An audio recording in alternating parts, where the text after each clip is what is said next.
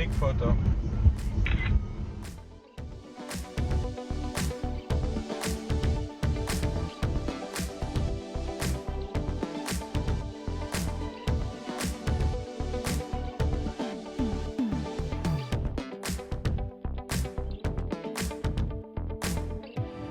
Hello friends, and welcome back to a new video. In this video we're going to check out this all new 70mm T800 3-channel dashcam.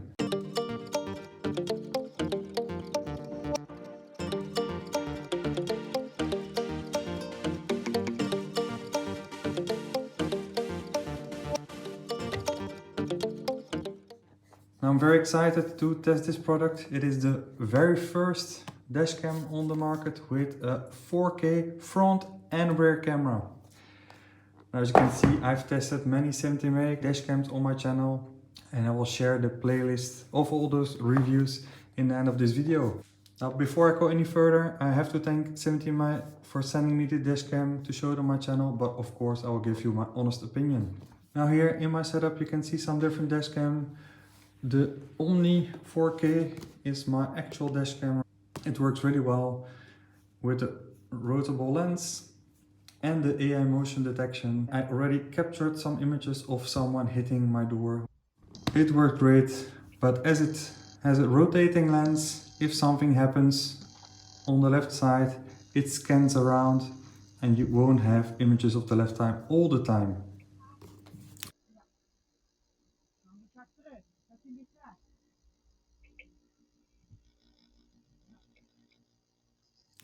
So there, this dashcam will film simultaneously in the front, in the car, and with the rear camera behind the car.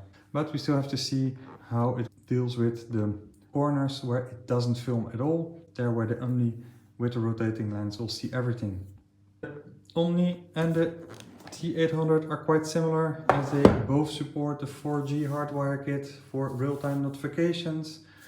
You will have a 360 image of the car, but where the Omni has a rotating lens, the T800 will film simultaneously in front, in the back and inside the car. And here I have the premium set. There also is the HDR set, where the rear camera isn't a 4K camera but a 1080p, but it still has the Sony Starvis 2 sensor. On the premium set, both front and rear are the IMX678 sensor. Now let's see what's in the box. So when you buy, you can opt for different SD card size. I opted for the biggest 512 GB, as 3-channel recording will take some data. We have the electrostatic stickers for the rear camera. There's a spare sticker for the rear camera, a spare sticker for the front camera, and here we have 2 electrostatic stickers for the front camera as well. The manual for the installation of the rear camera, and then we have the manual. And here we have the dashcam itself with the typical 70mm control buttons, the large 3-inch display, the interior cam, and then this is really nicely done, the front camera. It can be rotated as well, but is worked inside the dashcam itself.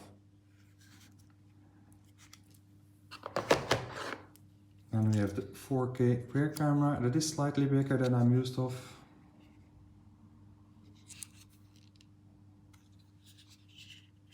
With the branding. And then here, as usual, we have the prying tool. We have the bracket to mount the dashcam on the window, which is different than I'm used to. It's smaller, it sits lower.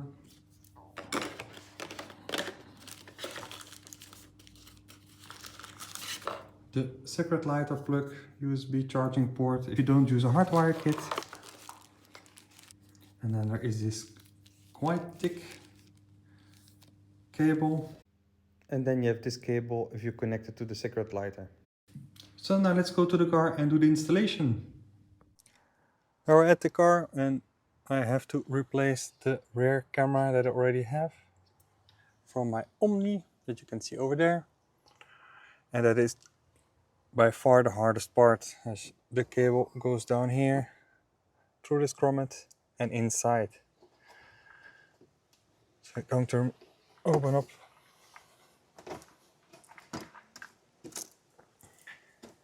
Here you can see my cable, and when I open up the other side,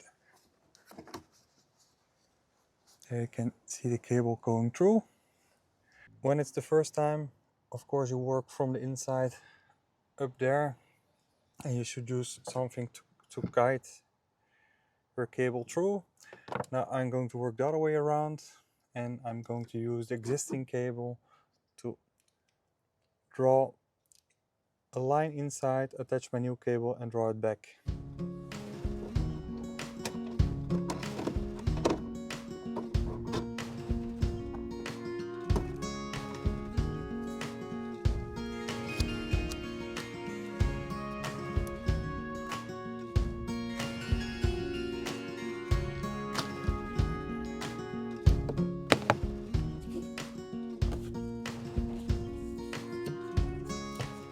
So I will need this very long and thick USB-C to USB-C cable.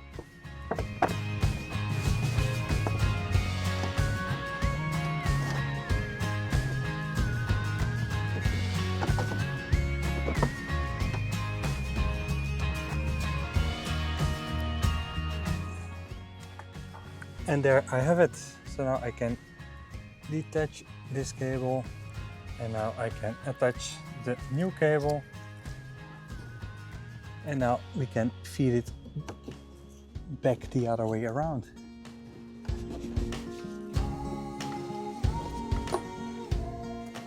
And there it is. Now if you do it the first time, please be careful. As you can see, there are a lot of thin wires here.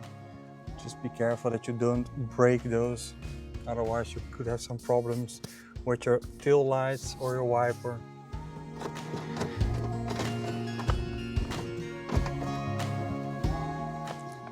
So I can put this rubber back now.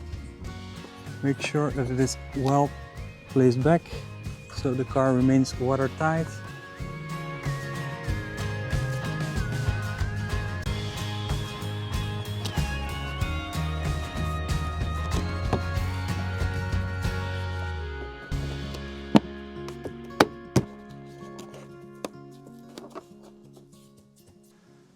Now the cable is through. Of course, this is the nicest way. This way the rear camera is hidden and the cable hides directly inside.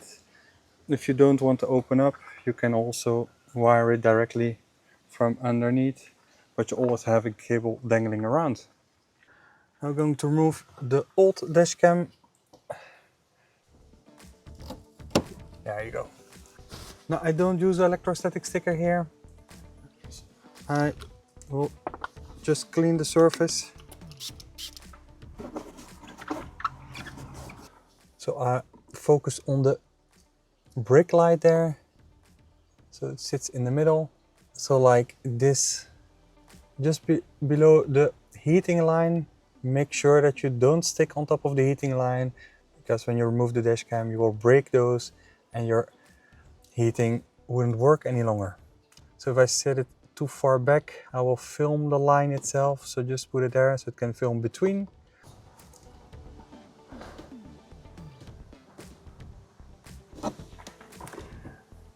And then we can put in the USB cable.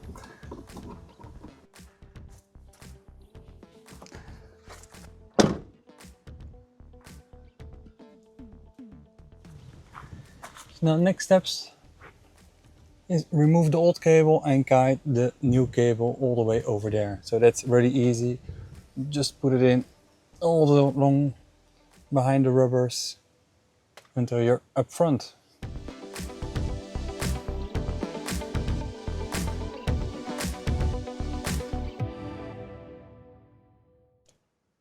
Well, for now the cables are still dangling a bit around, but first I want to fix the dash cam in place so the cables are just long enough. Now here you can see the Omni that sits right next to the panel. Let's remove that one. So you can see that the cable sits really high up. So if I place the dashcam over here, this is the highest up I could place the dashcam. If I place it over here, it sits higher up. Another great thing about placing it here is that the central camera also sits in the center of the car. So the warning button is the center of the car. You can see it sits right above.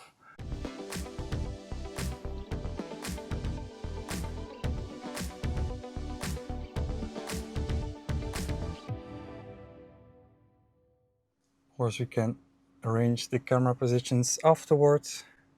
Just first now, hide all the cables. So I will hide the rear camera cable first, and then all the cable that exceeds we can put away behind the plastic cover in the back.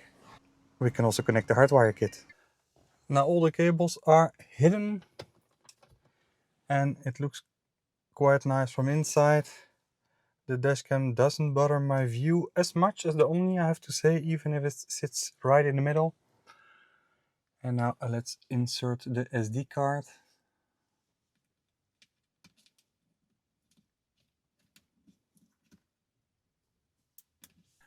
Remove the protection film and the film of the lens.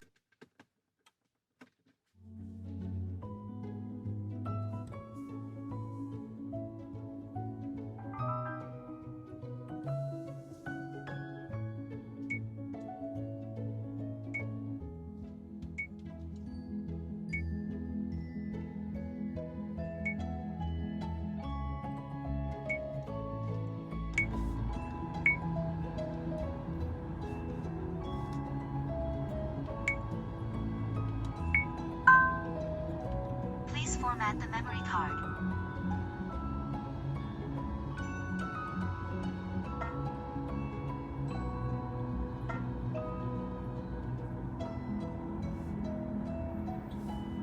So you can see the internal camera, we can see the rear camera. So the rear camera looks fine, but I think I'm going to switch it a little bit more downwards.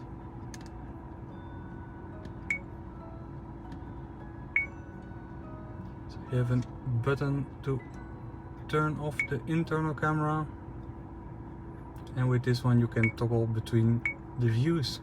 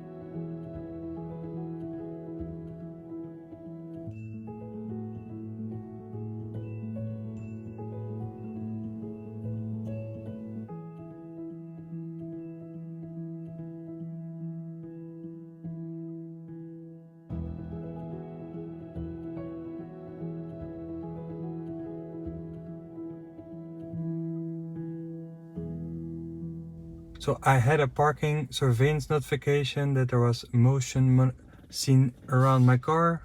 So let's go to the menu, go to album, and here I can go to the parking surveillance, and here you can see the images. So you always have the front camera, the inside camera, and the rear camera. So when I hit on view, you can see the image.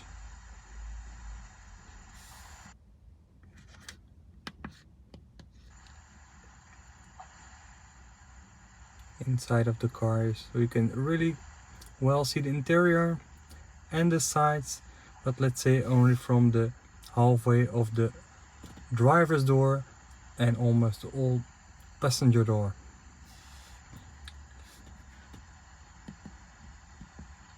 And then the rear view.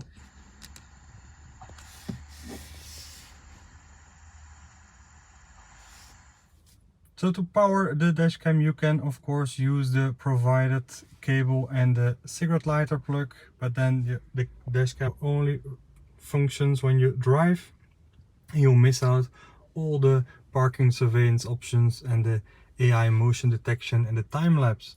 So therefore you will need a Hardwire kit, and I get a lot of questions about the Hardwire kit. To make it easy, you have two solutions. You can use the UP03, which is the classical Hardwire kit, and you can use the UP04, which is this one, which is a 4G connected Hardwire kit.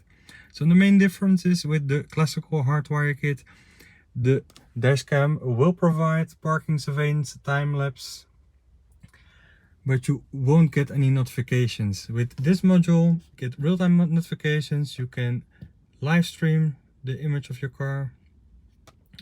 You can check the vehicle location, and fourth, you can monitor the battery level. The car is far away from my personal location. We can check in the vehicle location itself, and we can watch the footage in real time.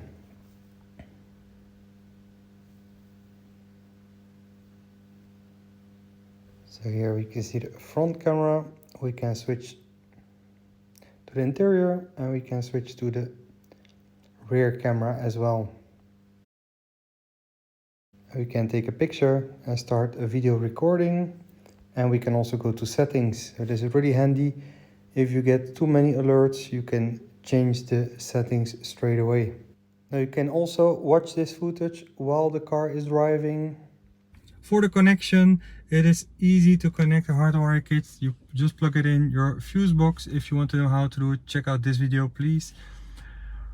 If you're scared about touching the fuse box, know that 70May also proposes a OBD connection kit, where you simply plug in a connector right under the dashboard, and this is a connector that is used for diagnostics.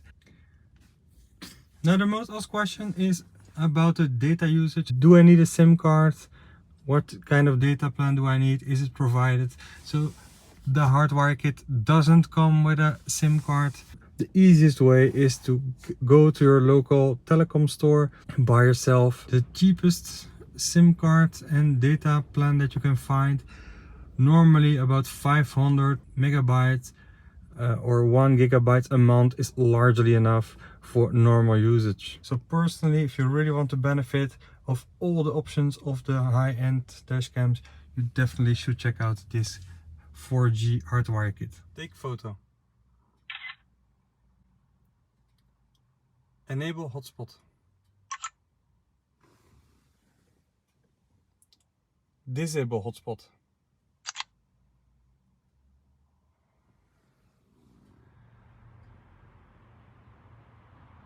Okay, the camera just turned off, so we can do the collision detection and the motion detection. First, let's see the motion detection. It only detects motion with the front camera, but when it is activated, you will have the front image, the interior image, and the rear image. So I can go around the car and walk by the rear camera here, but nothing will happen. But now let's go to the front. And let's see how long it takes before it activates the motion detection.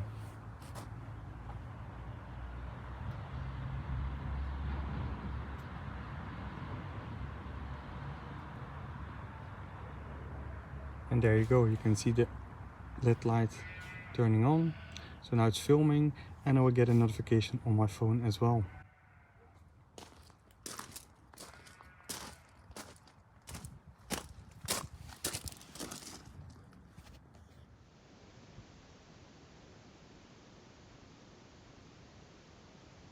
And here you can see the notification. Now, my experience, it detects far away enough. It is more a question of how long you stay in front of the camera. So if you just pass by like this, nothing will happen. But if you stay in front of the car for a couple of seconds, then it will activate. And here's the second notification, and it is when the images are available in the cloud. Now for the collision detection, let's see that as well. The collision detection is set on high. It was set on ultra high, but then you will have alerts all the time when it is windy outside or when a car is passing by. It will activate all the time. And there you go.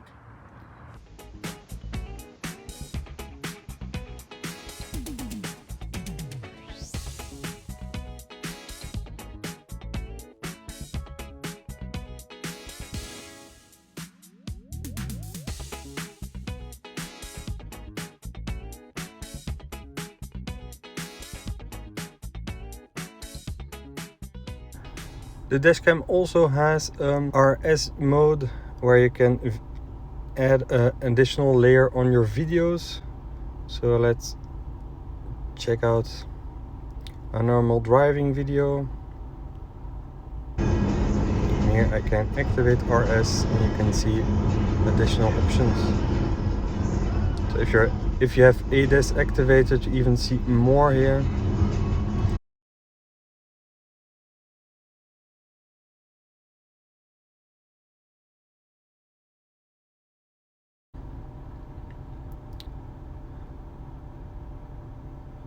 You can see how downloading goes really fast thanks to the Wi-Fi 6.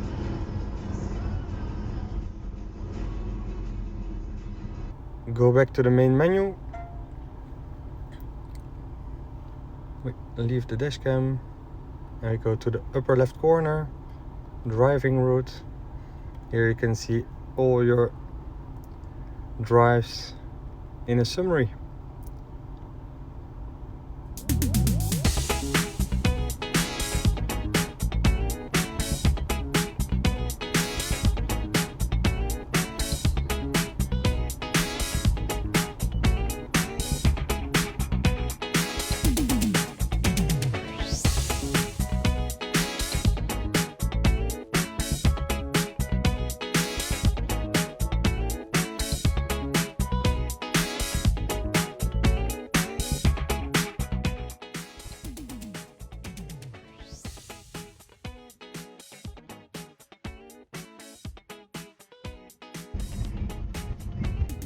Take photo.